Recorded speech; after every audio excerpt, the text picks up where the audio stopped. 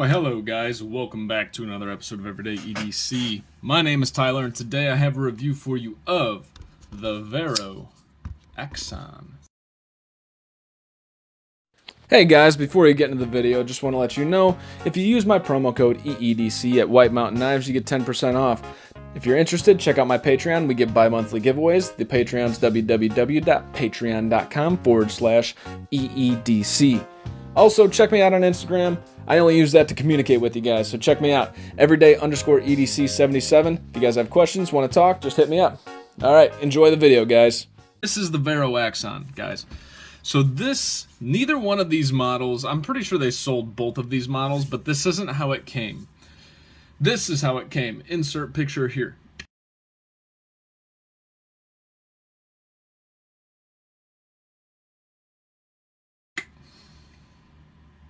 Okay, so the Vero Axon is a pretty interesting knife. It's a very polarizing knife, and one that you're kind of like, well, what the hell? I want it, but I can't get it.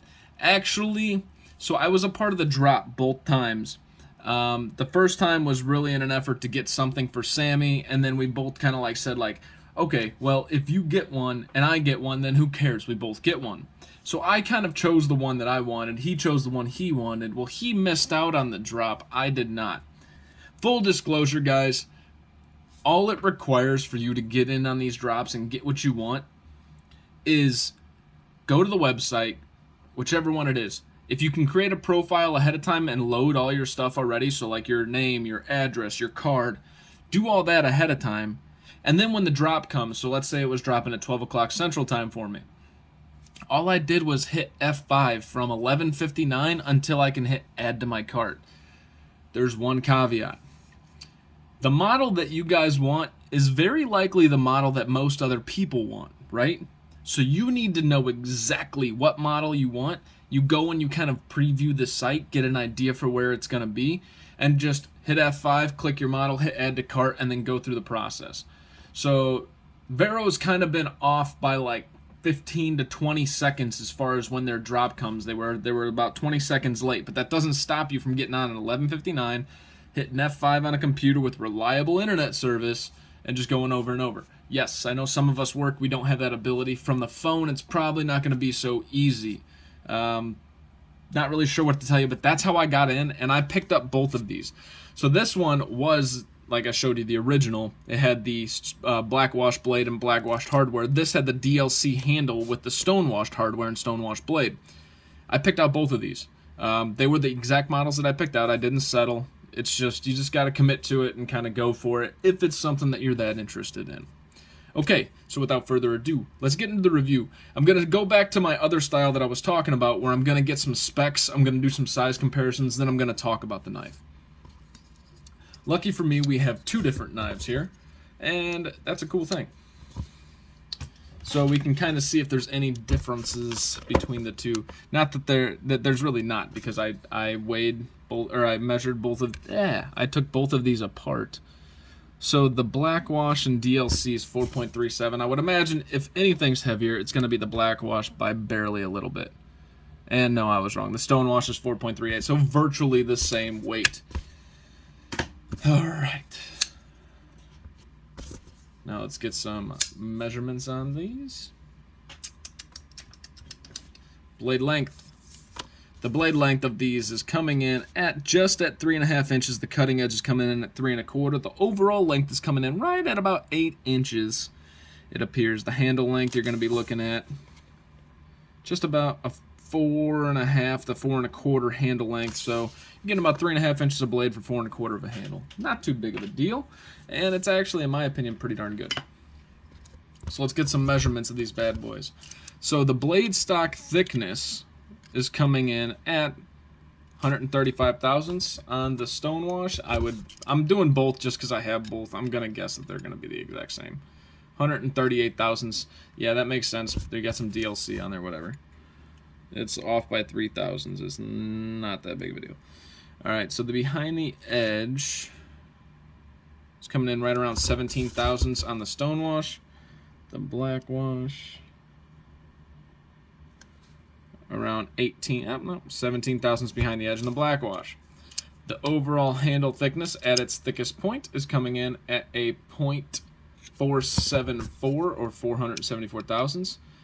And the DLC is 481 thousandths. Negligible difference and potentially user error more so than actual difference, right? Factor in human error before you factor in machining error. So the overall height's coming in at 1.43 at its tallest point, and 1.44, so about 1.44, 1.43. Very, very comparable. Yes, do I expect to duplicate the measurements? No, I mean, you know, between the machining differences and my just taking different types of measurements and not being a professional measurer, you know, it is what it is. Okay. So I'm going to take one of these off screen. I'm going to use the Stonewash. The camera seems to like that one a little bit better for your size comparisons. Here is your small feldspar and your large feldspar. As you can see, the large feldspar and the Axon are just about the same. The Axon's got just a little bit at the tail end here. Blade length, though, the large is going to be just about the same. Alright, so here's your Civivi Sandwich. We have your Civivi Elementum, obviously much shorter, and your Civivi Praxis, slightly longer, but not much.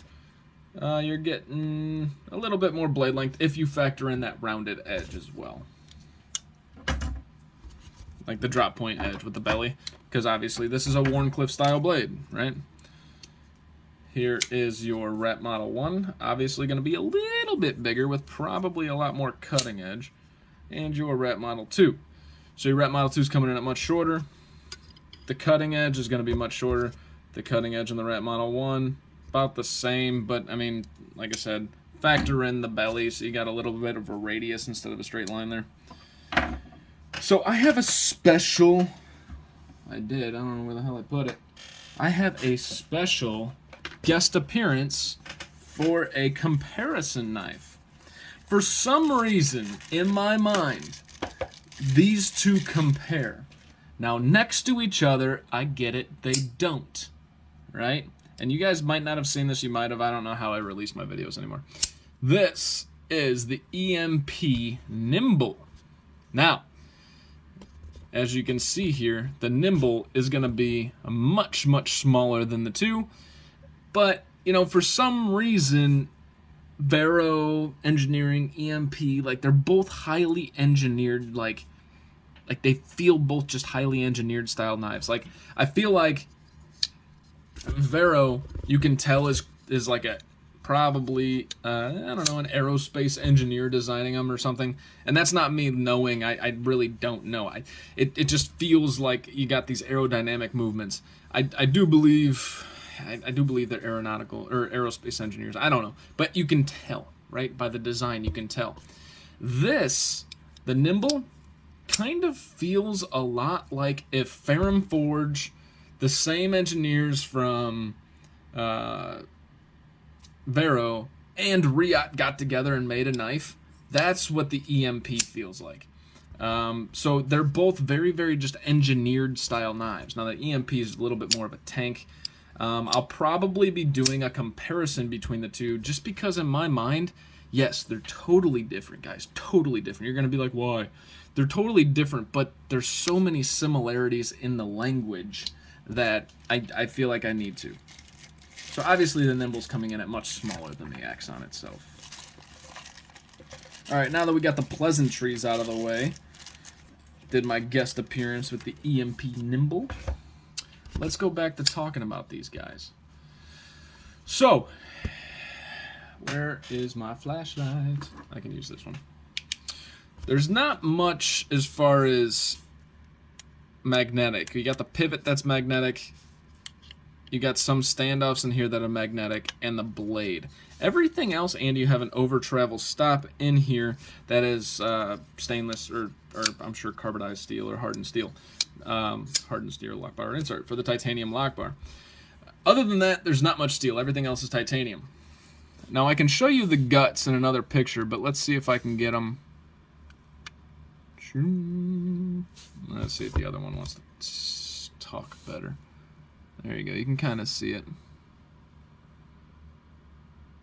Maybe not.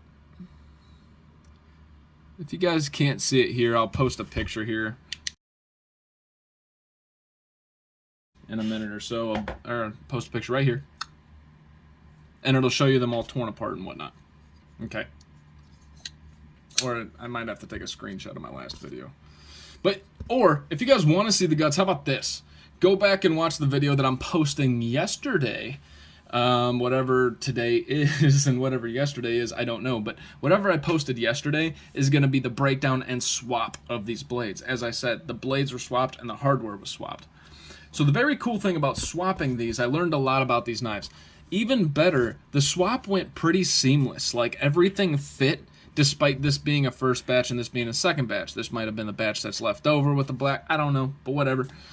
But everything fit very, very seamlessly. I have no blade play, no lock rock anywhere, no detent lash, no nothing. No gaps. So what I can say is their quality from that aspect is pretty darn incredible. Anytime you could take something apart and kind of just slap it back together and it just fits just fine, I mean, that's a good thing. Now, that wasn't necessarily the case with this one. I took this one apart and it was slightly off center, and I do have a little bit, see if you guys can hear it. Turn down my fan on my computer. I have a little bit of grindy sound in the pivot. This one has a little bit, but it's not much. Like, I can barely hear it, but here's the difference too, right? Still really nice, don't get me wrong. That's not really a complaint necessarily, but here's the black one. You guys might not have noticed the difference, but it wants to go on its own. It's just the angle here. Let's see if I can do it up and down. Now this one, see how it requires a little bit more encouragement? Now there's a little bit of like, I feel like the bearings are a little dirty. I reached out to them. I'll let you guys know what they say. Maybe I'll post it in the comments below the video or something. But I honestly, I originally thought it was the DLC coating on the blade. Then when I swapped the blades, the problem stuck with the bearings and this side of things. So I'm gonna guess, hopefully it's the bearings and or the bearing plates, because there are stainless steel plates that are in there so that the bearings aren't riding on the titanium. But you know, we'll find out eventually. So I'm going to close this one so I don't hurt myself, because I actually cut myself in the making of the previous video. So this is a Wharncliffe blade. This is a stonewash. This is a blackwash. Now, you really can't tell a difference. This is DLC. This is supposedly blackwash. You really can't tell a difference. I mean, even together, it's kind of hard to tell. Like, their blackwash is kind of like a DLC that they ran gravel over for like 5 minutes and then called it a day, maybe. But their stonewash looks really, really nice. Focus. Looks really nice. You have this fuller right here that, I'm going to call it a fuller. It's like a rectangular fuller that you use to spotty flick the knife open, as you can tell. Really nice. You can thumb flip it open. You can front flip it just fine. Really, really good. Really cool there. We got a swedge going on down the blade. I believe this is an M390 blade. And of course it doesn't tell me. If it's not M390, I will correct it when I'm editing the video. 99% sure it is. So we have a flat right here. Most of the blade is not flat. And then you got this nice little point for the Wharncliffe, so you can choke up a little bit and do some tip work. We got that typical jimping, that MC. I'm so glad Metal Complex mentioned this. You know, when I'm using my knife, I'm not going to post my thumb right there. I want my thumb up here. So I do wish, if you're going to put jimping on the spine, run it all the way up. You know, double the length. Not a huge deal. I mean, it's still functional, like, for like little jobs, but when you like really bear down on it, you kind of need all that. We do have a plunge grind and a sharpening choil, and it seems to be done very well. The sharpening choil starts a little bit after the plunge grind ends up here, so you should be able to sharpen it quite a bit before you start seeing any issues. As I said, you have a lock bar insert right there that will make sure your titanium is not resting on the tang of your blade. We have a captive pivot. This is D-shaped on this side. We have some screws here, some barrel spacers in here, and then a titanium backspacer. Very, very seamless, very nice looking. And then here it is on there.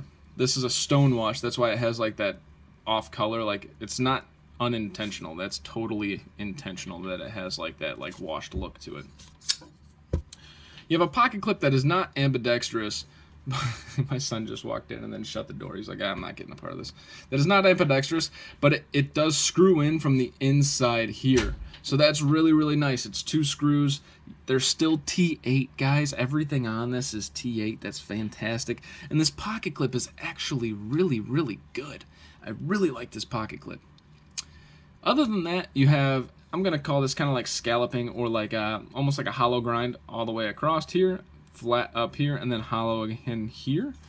You have some scalloping going on here, so you have easier access to the lock bar, but the lock bar does not protrude out any further than the actual scales themselves. See? Yep, perfect. So that's a good thing. Really cool. This is on bearings. This does have those metal plates protecting the titanium. It does have a detent ramp. And the way the detent ramp works is it starts here and it goes over here, but there's a ramp to the detent ramp. It's not just like the ball enters the ramp and goes. That's why you get this almost spongy feeling here. Watch.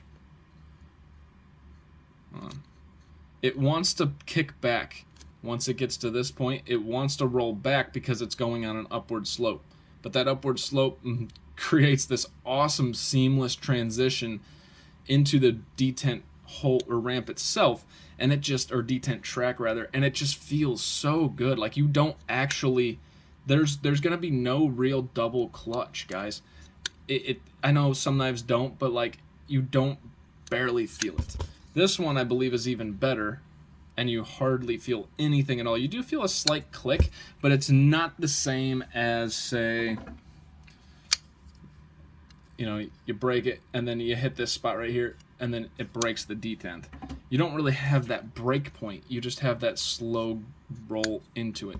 That's really cool. And actually, I wasn't a huge fan of the Axon. I mean, it was all right, and I'm fidgeting it with my car one day and I'm like, wow, this has something unique to it. I got to take this thing apart and see it. Well, hopefully you guys can see it in the pictures I took when I took it apart. It's really cool. Simple, but really cool. We have some skeletonized scales. These are titanium, and they're very heavily skeletonized. And overall, this is kind of a winner of a knife, guys. Ergonomically, it feels decent. I mean, I sliced my finger on it, so it kind of hurts to bear down. But bearing down on it here, it feels pretty good. I don't feel the pocket clip. I can feel it, but it's not a hot spot. Bearing down's good here. Let's try to cut something.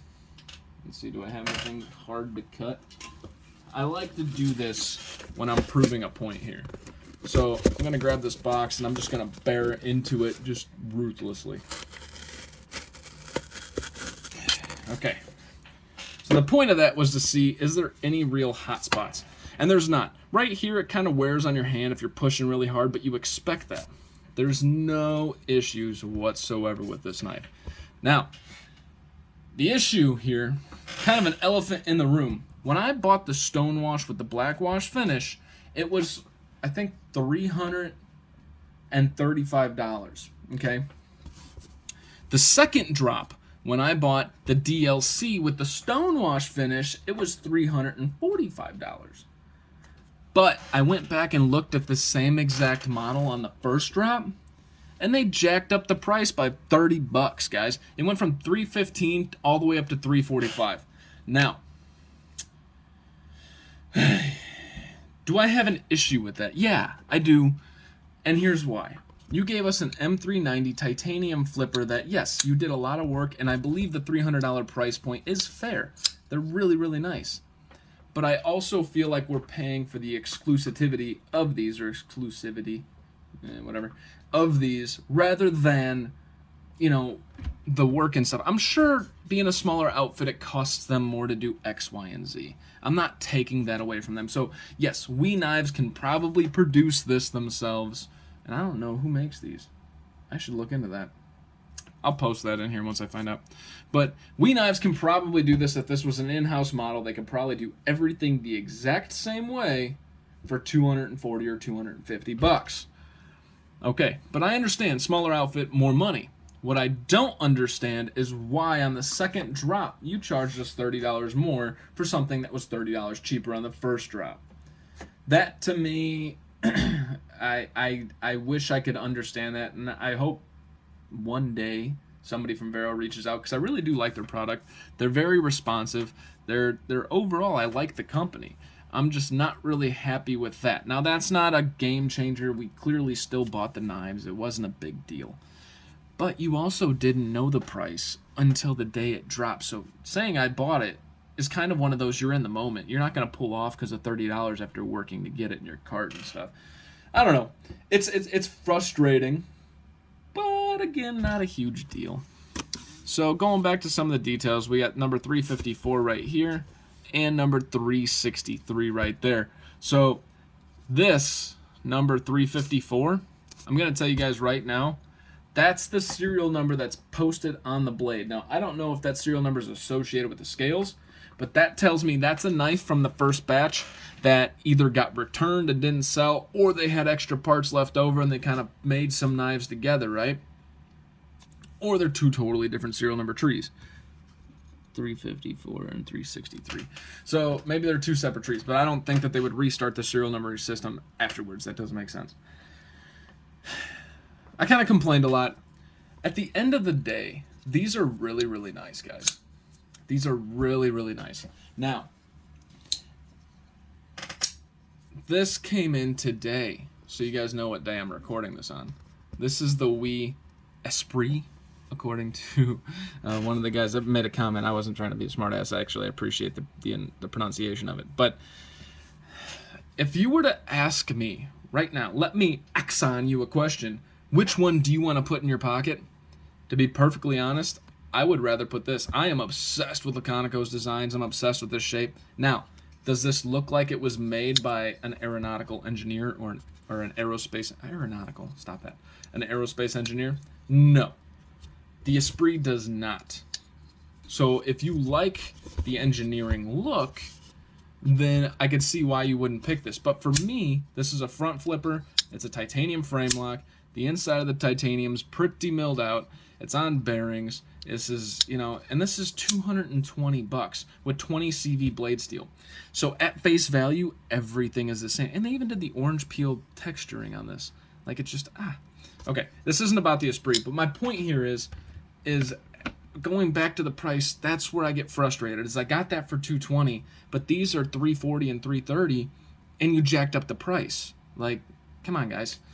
Other than that, I'm double back and I'm doing that circle talk that I do. Realistically, the action on these are great. The carry factor, the pocket clip, I have zero freaking complaints about the knife itself. I think these are both awesome. I'm super stoked and kind of honored to have them because I know not everybody can get their hands on them. Don't ask me to buy mine just because I'm not a huge fan of that over the Esprit. I don't know if I'm keeping this, but don't ask because I think I've already committed it to like 4 different people potentially if that's the case, right? So just don't ask, all right? But I do have a liner lock version coming in that I may keep. I don't know.